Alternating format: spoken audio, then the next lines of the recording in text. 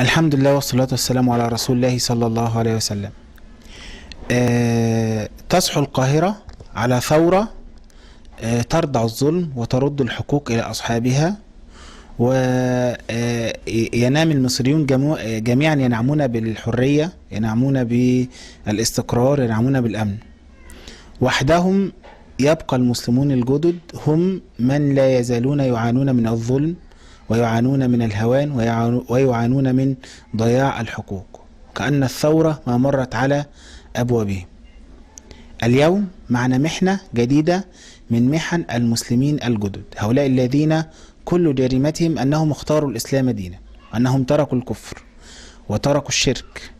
هؤلاء ما نقموا منهم إلا أنهم آمنوا بالله سبحانه وتعالى، فكان جزاؤهم أن يحرموا من كل ما ينعم به المصريين الآن، يحرموا من الأمن، يحرموا من الحرية، يحرموا من حقهم الطبيعي الموجود في كل دول العالم، إن هم يختاروا معتقدهم ولا يتداخل أحد في ما بينهم وبين ربهم وما يدينون به من دين.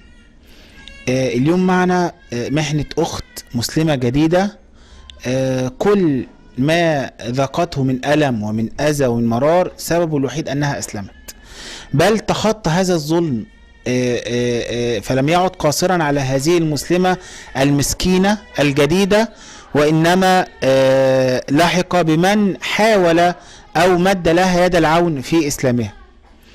اليوم معنا الأخت أماني التي أسلمت وتزوجت من الأخ عماد. اليوم أيضا معنا الأخ عماد عشان يشرح لنا ما حدث لهذا الشاب المصري المسلم الذي لم يكن له من ذنب إلا أنه رأى مسلمة جديدة فمد لها يد العون، فكان جزاؤه أنه الآن منذ قرابة يومين أو 3 أيام لا يزال في غياهب السجون، لا يعلم أحد ما مصيره، لا ندري لماذا تم القبض عليه، وكأن لا أحد لهؤلاء المسلمين في الدنيا العريضة يعاونهم، يئن لهم، يمد لهم يد المساعدة، لا أحد يشعر بمعاناتهم. اليوم معنا هذه أطراف هذه المأساة لنعرف سويا ونقف جميعا على ما حدث لهم، لعل وعسى أن يتحرك المسلمون أولا ثم يتحرك من بيدهم الأمر، ولا نعود ونسكت على مثل هذه الجرائم التي كانت ما تحدث إلا في القرون الوسطى أو في عصر مبارك البائد. أخت أماني، احنا عايزين نعرف من حضرتك قصتك وقصة إسلامك، وبعدين نبدأ نشوف الأخ عماد دخل ازاي في الخط. اتفضل. بسم الله الرحمن الرحيم. أنا اسمي قبل الإسلام دينا كامل زكي، وبعد الإسلام بقى اسمي أماني كامل زكي.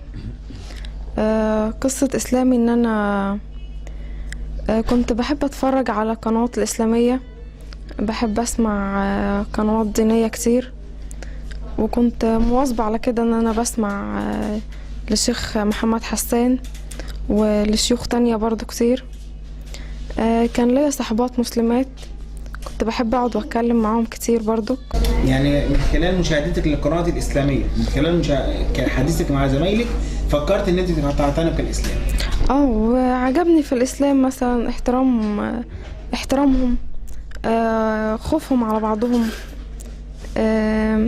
لبسهم، عفتهم وطهارتهم بتبقى غير المسيحيين خالص. لبس المسيحيين معروف ان هو بيبقى لبس عاري، لكن لبس المسلمات بيبقى لبس محترم، لبس فيه عفة وطهارة غير المسيحيين. طيب يا أخت أماني، في أي حد أثر عليكي بأي طريقة عشان تختار الإسلام أو عشان تتركي المسيحية؟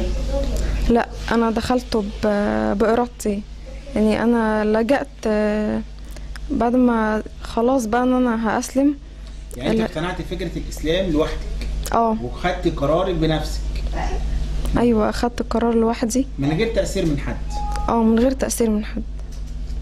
لجأت لعماد، فهو في الأول ما كانش راضي، لجأت له مرة واتنين فرفض. عماد ابتداء، معلش الناس عايزه تعرف، عماد كان جاركم؟ كان جارنا. كان جاركم. وانت طلبت منه ان هو يساعدك؟ طلبت منه يساعدني. يعني انت كنت خدت قرار الاسلام تماما وعايزه حد يساعدك يعرفك ازاي تاخدي الخطوات. لجأت لعماد مره واثنين وثلاثه ورفض. رفض ان هو يساعدك. بعد كده قلت له لو مش هتساعدني انا خلاص هروح اشوف حد يساعدني ويخليني اسلم ويمشي معايا في الموضوع دوت. فلما لقاني ان انا مصممه على اللي في دماغي وان انا هاسلم، فقرر ان هو يساعدني ووقف جنبي وساعدني لغايه ما خلصت ورقي واشهرت اسلام الحمد لله. تمام. وكان عندك قد ايه سنك، قد ايه لما خلصتي ورقك؟ لما خدت قرار الاسلام وخلصتي ورقك سنك كان قد ايه؟ 19 سنه يعني تجاوزتي سن ال 18 اللي هو السن اللي القانون بيقول ان تحت 18 سنه قاصر. وبقى ليك حق الحريه انك تروحي تنتخبي، ممكن تختاري رئيس الجمهوريه، مش هتختاري دينك يعني، ممكن تختاري عضو مجلس الشعب. القانون بيبيح لك ان انت بقيتي انسانه كامله وسويه. طب ايه المشكله يعني؟ ايه المشكله ان واحده القانون اعطاها الحق ان هي تنتخب وتقول رايها واصبح رايها بيؤثر في الدوله؟ فهل يمكن ايه اللي يمنعك ان انت تاخدي راي لنفسك، تاخدي قرار لنفسك؟ ما فيش حاجه تمنعني ان انا اختار ديني لنفسي، اختار كل حاجه بنفسي. طيب اشهرت اسلامك يوم كام؟ يوم 18/4 2011. 18/4/2011. طيب ايه المشكله بقى؟ ايه مشكله عماد؟ بدات المشكله امتى بقى؟ بدات المشكله بعد ما اتجوزنا. بعد ما اتجوزنا ومشينا بدأت المشكلة ان هم رفعوا قضية واتهموه ان هو خطفني واعتدى عليا، وبعد كده قال لي يا تأسلمي الاول واتجوزك. انت اشهرت اسلامك يوم 18/4. وبعدين تزوجتي من عماد؟ تزوجت يوم 17/5. يوم 17/5 يعني في حوالي شهر. وتزوجت جواز شرعي قانوني مثبت عند مأذون وعند محامي وهكذا، صح؟ فعلا. تمام. دي صورة حضرتك دي صورة الإشهار الإسلام حضرتك والسينة دينا كامل زكي يوسف، والإشهار تم على وإشهارتها إلى أماني كامل زكي. تمام. وده الفيش. وده دي وثيقة الزواج. وثيقة الزواج التاريخ فعلا زي ما هي عماد محمد حسن البحيري.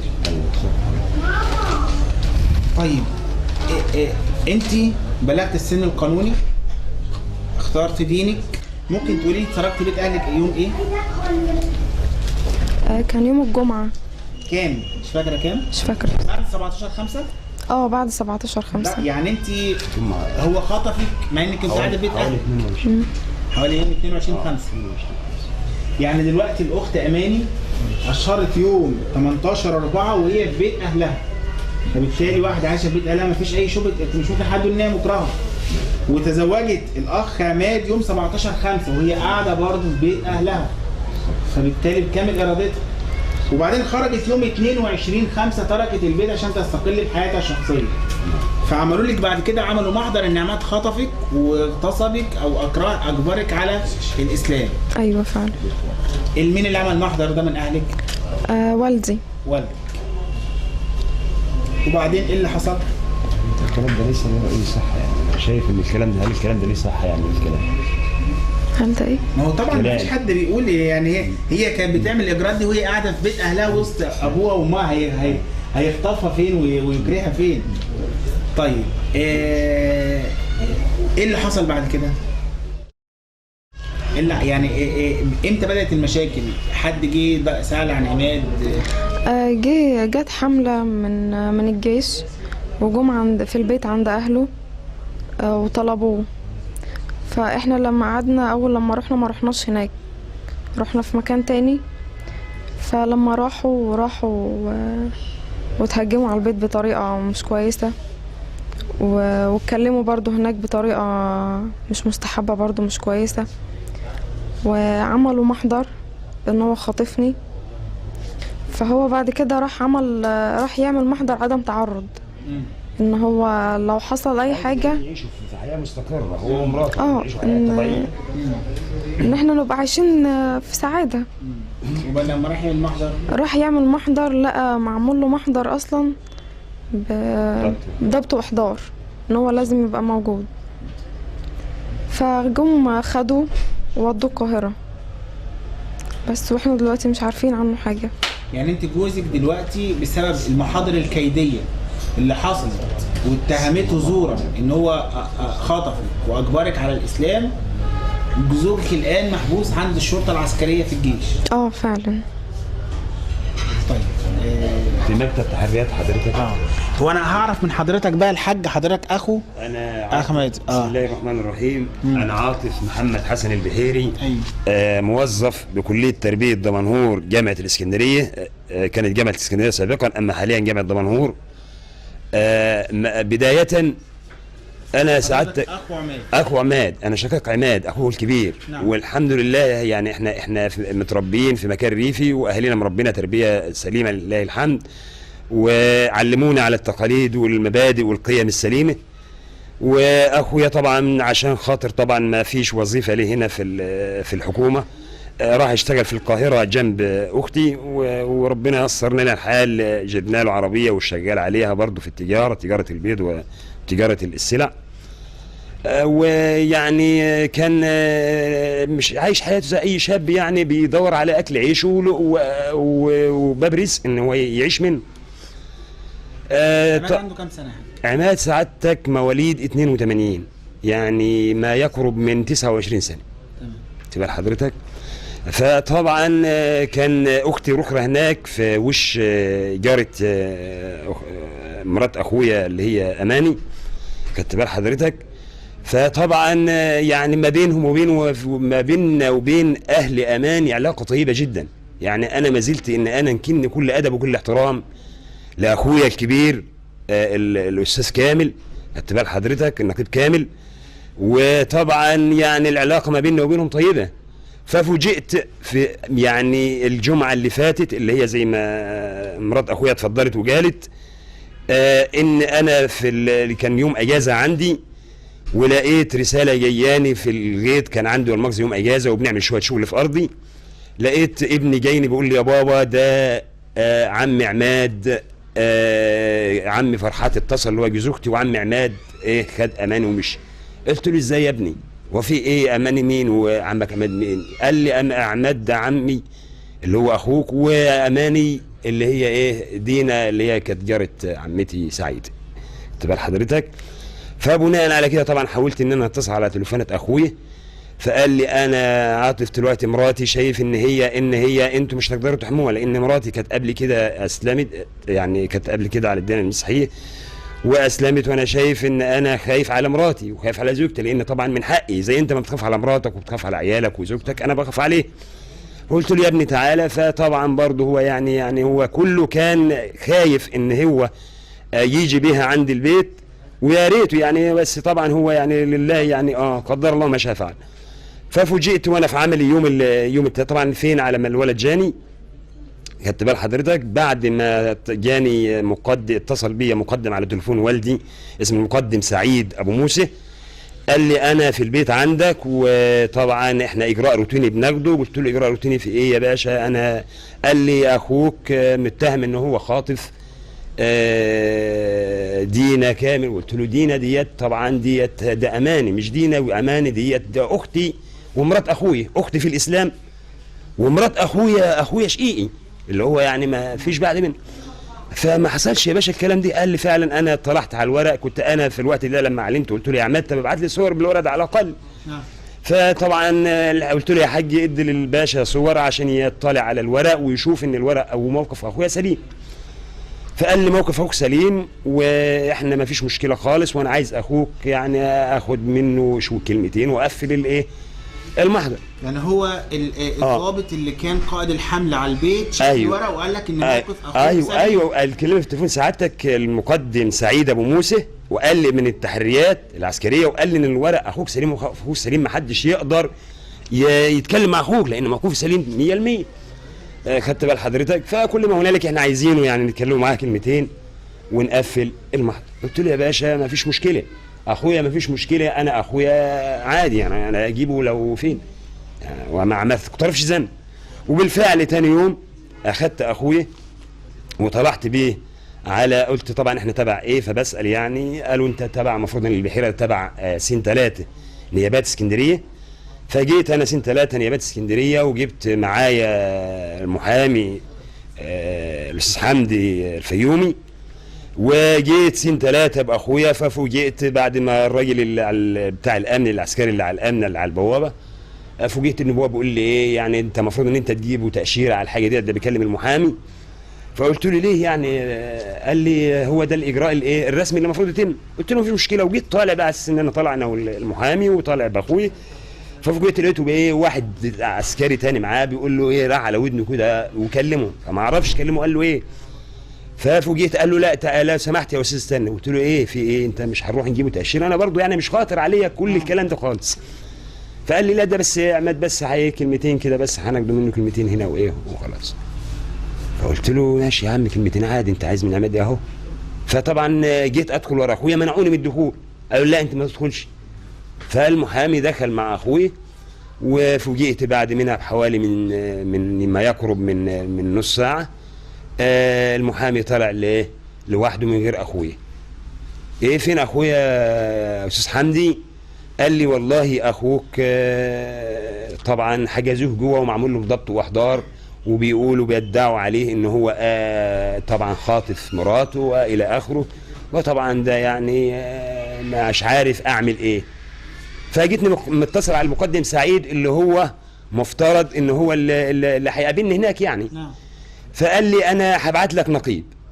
فكان ليا زميل معايا في العمل كان مستني بره، وكان بالظروف اللي هو راح الجيش فيها في البيت عندي كان موجود بره، فكان شاف المقدم سعيد، انا ما كنتش شفته لانه كنت في عملي. فلقيته قال لي يا استاذ عاطف ده المقدم سعيد اللي دخل بالعربيه، كانت عربيه ملاكي في 128. فاتصلت عليه وقلت له يا باشا طب الحمد لله حضرتك جوه، بالله عليك تطمنا. قال لي انا مش جوه. مين اللي قال لك انا جوه؟ مع العلم زميلي اكد قال لي المقدم سعيد ابو موسى اللي كان موجود في البيت عندك انا شايفه، هو ده اللي كان موجود، وده اللي اتكلم، ده اللي كان بيتكلم مع الحاج عندك ومع البيت، واللي قام قلب البيت فوق وتحت بحجه ان هو بيدور على اخوي اللي انا وديته لهم وانا اللي وديته لهم بدايه. فطبعا فضلوا طبعا على كده يساوموني ويقولوا لي طب اخوك هيطلع المغرب، اخوك هيطلع بالليل هيجي لك. فضلت مستني ما جاش اخوي. فتوجهت تاني يوم للقاهره بناء على الكلام اللي اتقال لي من المقدم سعيد. قال لي ان اخوك هيروح سين 28 نيابات في الحي العاشر. فاخدت اخونا المحامي ورحت سين 28 نيابات، بنسال على اخويا ما لقيتش اخويا. فجيتني متصل على النمره اللي هي كلمتني في الطريق، لان كانت نمره كلمتني من الطريق، نمره ارضي بس اول 02 عرفت ان هي في القاهره يعني. بيقول لي انا عماد عندي هو ايه وانا مستنيك هنا وكده. قلت له ماشي انا جاي وتحت امرك. فطبعا جيت لقيت النمره اللي انا ضربت عليها بيقول لي لا ده انا مش عندك، ده انا في حدايا القبه في مكتب تحريات حدايا القبه. قلت له يعني اخويا عندك يا باشا؟ قال لي اخويا عندي واخوك عندي وتعال. قلت له طب ماشي. قال المهم رحنا على وصلنا عند حدايا القبه، عند مكتب التحريات حدايا القبه. كنا داخلين على صلاه الجمعه، فبضرب على التليفون لقيت التليفون مش بيدي جرس، مش حد بيرد. سيبنا رساله انا والمحامي مع الاخ اللي هو على البوابه بتاع الامن، قلنا له احنا بس بنصلي هنا، وتبلغ يعني تقول له ان عاطف اخو عماد موجود بس بيصلي وهنصلي الجمعه وايه وهنقابل سعادته كده. فصلينا الجمعه بالفعل، ورحنا بنسال على المقدم، على الراجل الرتبه اللي هو موجود اللي هو كلمني من التليفون ده الارض ده. فقال لي ده مش موجود. قلت له يا عم ده لسه مكلمني. ايوه سعادتك كان لسه مكلمني، ده الكلام ده كان قبل الصلاه مباشره. فقلت اضرب على التليفون، فضلت اضرب على التليفون سعادتك ما يقرب من 10 مرات، ولكن التليفون يدي جرس ومحدش بيرد. فقلت لاخونا المحامي، قلت له لا ما ينفعش الكلام ده، انا يعني كده ما اسيبش اخويا كده، انا لازم اروح النيابه واكتب بلاغ في النيابه باسمي ونقدمه في النيابه، وحضرتك معايا؟ قال لي ما فيش مشكله. رحت النيابه، ففوجئت وانا في النيابه كتبنا الطلب وصوره الطلب سعادتك، برضو الطلب اللي انا كاتبه في النيابه سعادتك هنا اهوت بس سعادتك. فطبعا رئيس النيابه العسكريه بمنطقه شمال القاهره. بالظبط حضرتك. مقدم من عاطف محمد حسن. ايوه اللي هو انا سعادتك، خدت بال حضرتك. فطبعا فوجئت بالعقيد اللي هو اللي اسمه العقيد ولاء، بيتصل بيقول لي انا تعالى. قلت له يا باشا ده حصل كده كده كده. قال لي تعالى لي. في الوقت ده انا بقى يعني ايه، يعني كنت اتهرت من اللي انا فيه، يعني خوف على مرات اخوي وخوفي على اخوي والموقف اللي انا فيه، يعني وما اقترفش ذنب. انا شايف يعني قدام ربنا ويشهد الله عز وجل على هذا، ويمكن مرات اخويا شهدت بالكلام ده قدام حضراتكم، ان هي ما اقترفتش ذنب. يعني ايه ذنبه؟ ان هي ذنبها ان هي اسلمت واختيار الديانه ديت، مش وهي قالت ان اخويا ما اجبرهاش على ان هي تعتنق الاسلام. ده شيء بقريت قناعتها اصلا بالظبط كده سعادتك، خدت بال حضرتك. طبعا يعني المفروض ان هم دلوقتي المفروض ان هم يعيشوا بقى شهر عسل، مش مهددين زي ما بيحصل حاليا في الوقت الحالي. فيعني حصل لي، لقيت نفسي جاتني حاله اغماء. اخويا المحامي خدني وراح بي المستشفى في جنب المكان اللي احنا كنا فيه، وركبوا لي محاليل. ففوجئت وانا هناك لقيت المقدم العقيد ولاء ده بيتصل بي، قال لي انت بقى ايه حكايتك؟ انت هتقعد بقى تجرينا ورايا؟ قلت له يا باشا في ايه ده انا بنموت. فقلت له خد يا استاذ حمدي كلمه ولا هو مش عارف. فقال له استاذ حمدي اتفضل مشكورا كلمه. وقال له والله معلش ده الظروف حصلت لعاطف، يعني ان جت في حاله الاغماء. فقال له خد عماد معاك. فطبعا اللي انا شايفه ان فيه ضغط على اخويا جامد في المكان اللي فيه، لان اخويا انا عارفه. طب عماد لما اتكلم قال ايه؟ بيقول اتكلم المحامي، قال له انا تعالى لي. قال له المحامي تعالى لي، خدت بال حضرتك. بس الولد انا حاسس في كلامه فيه ضغط وفيه يعني ربنا يجازي كل من يوقف ضد اخويا، لان اخويا ما اقترفش ذنب يعاقب به قدام ربنا ولا قانوني ورقه سليم سعادتك هنا اهوت. ادى اشهار الزوجه يوم 18/4 قبل ما يتجاوز اخويا بحوالي ما يقرب من شهر، خدت بال سعادتك. ادى سعادتك برضو تاني قسيمه الزواج بتاعه اخويا ومرات اخويا، خدت بال حضرتك، موجوده سعادتك هنا اهيت، خدت بال حضرتك. ادي بطاقه مرات اخويا اللي هي سعادتك ايه، اماني، خدت بال حضرتك. يعني ما عملوش ذنب ويحاسبوا عليه قدام ربنا سعادتك. فطبعا راح له اخونا المحامي للعقيد ولاء، وطبعا كان منعه ان هو يدخل لاخويا في البدايه. وتاني مره دخل له المحامي بيقول انا يعني كلمته كده يعني واستاذنته ان انا اخش ونتفاهمهم. فقال لي دخلت وقعدت معاهم، وطبعا مصر ان هو على تسليم مرات اخويا. ليه؟ ازاي انا اسلم مرات اخويا؟ مرات اخوك لمين؟ اللي عايزني انا اودي له مرات اخويا اللي هي اماني، نوديها له هناك. بيقول لي يا كده يذبح لك اخوك، يا اخوك مش هتشوفه تاني. يعني مين فيه منطق، فيه دين، في انسان، يعني في ادميه بتقول كده، في قانون يقول كده. يعني الراجل ما تقترفش ذنب سعادتك، يعني ما تقترفش اي ذنب نهائي ومعاهم.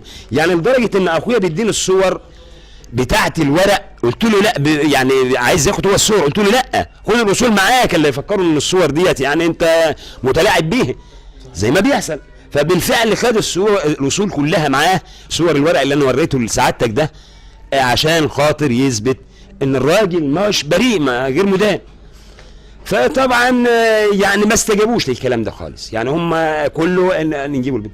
قلت انا فرطت فاخويا، ما فرطش في مرات اخويا بقى. يعني انا فعلا اللي سلمت اخويا، وانا يعني انا حاسس بالذنب، قسما بالله حاسس بالذنب ان انا ازاي يعني. بس انا يعني انا قلت ان احنا بعد ثوره 25 يناير خلاص بقى الامور يعني احنا خلاص عشنا في حريه. ولكن اللي انا شفته سعادتك لا مش كده خالص.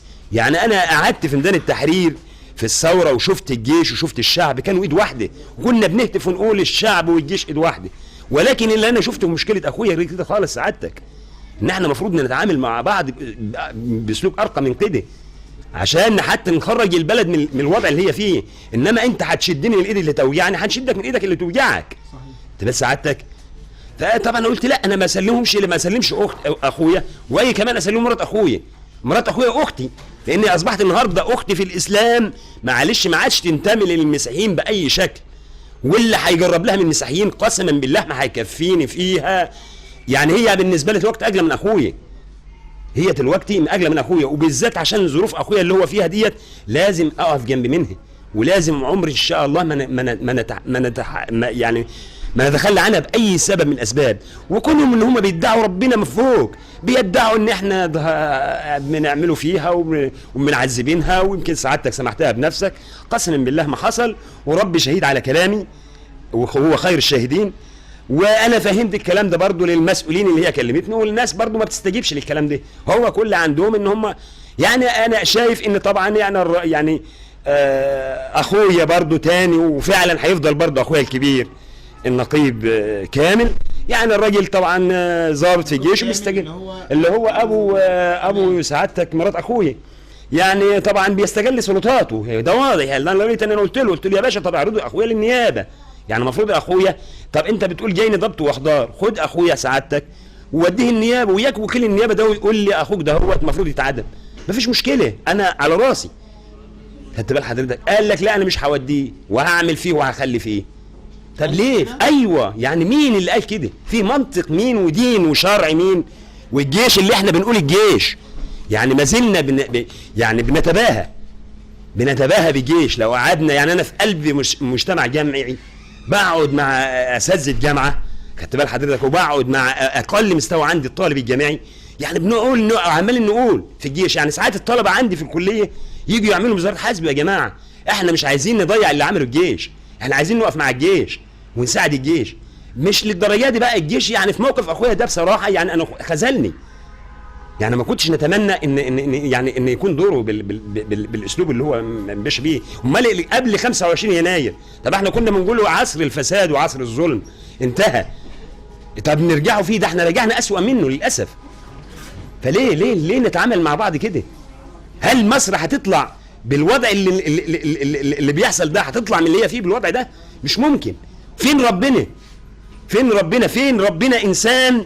انسان متجوز على سنة الله ورسوله، وادي ما يثبت، ادي سعادتك قسيمة جوازه، وقبل منها سعادتك بشهر ادي الاشهار بتاع الزوجة ان هي اسلمت. الجريمة الجريمة ايوه سعادتك، والجريمة اللي عملتها ان هي اسلمت. لا اله الا الله، لا اله الا الله، صحيح والله فعلا لا اله الا الله. ليه كده سعادتك؟ يعني انا مش عارف، وانا بناشد كل مسؤول، انا بناشد النائب العام، وبناشد استاذنا الدكتور الفاضل عصام شرف، ربنا سبحانه وتعالى يعينه على المهمه اللي هو فيها، ان ليه يتدخل في مشكله اخويا ويشوف حل لمشكله اخويا. يعني قال كده، يعني احنا خايفين، طبعا احنا عندنا معلش، يعني انا معلش مع احترامي ليك انا راجل مثقف، انا عندي معلش ابن عمي راجل جاهل ممكن يتصرف انا ما نقدرش، معلش ما هيطلع من ايديا. فانا خايف سعادتك، يعني انا خايف من الموقف ان هو ياخد اكتر من حجمه، والبلد في الوقت اللي احنا فيه يعني احنا بنقول يا رب يا مصر، يا رب يا مصر نطلعوا بيك يا مصر البر الامان. فمش وضع يعني اللي بيعملوا ده. فانا بدخل الساده المسؤولين، ابهاتنا وحماة مصر والعاملين على حفظ سلام مصر، ووالدنا القائد الاعلى والقدوة العليا لنا وابونا الفاضل المشير طنطاوي، ان هو يتدخل عشان المشكله ما تتفخمش اكتر من هذا. وسعادتك انا وريت لسعادتك الورق وشفت الورق، واديك سمحت مرات اخويا، وانا مرات اخويا دي في عيني قسما بالله انا افرط في اي حاجه في الدنيا ما عدا هي، لان انسانه ما اخطأتش ما اذنبتش. انا لو اخويا جاني من غير الورق ده قال لي ده انا كده، ده انا كنت اذبحه، انما جاني ورق ومراته ورق رسمي، انا اقول لها لا ما انتش بمرات اخويا؟ طبعا مش ممكن. صحيح. طيب يا استاذ عاطف، يعني الكلام واضح، كلام ما فيهوش اي غموض في الموقف. يعني هل نحن بصدد يعني سياسة أخرى ظالمة وجائرة وطاغية من تسليم المسلمات الجدد إلى الكنيسة مرة أخرى؟ لم يسكت المسلمون في أيام مبارك، ولن يسكت المسلمون بعد مبارك، ولن تجد يعني مسلم على وجه هذه الأرض يرضى بتسليم مسلمة مرة أخرى إلى أهل دينها السابق التي تركته. طيب يا أماني، يعني احنا عايزينك تبعتي رسالة أولا لوالدك اللي كان سبب في حبس زوجك بالأكاذيب والافتراء، وثانيا تبعتي رسالة للمجلس الأعلى للقوات المسلحة المسؤول عن إدارة شؤون البلاد الآن.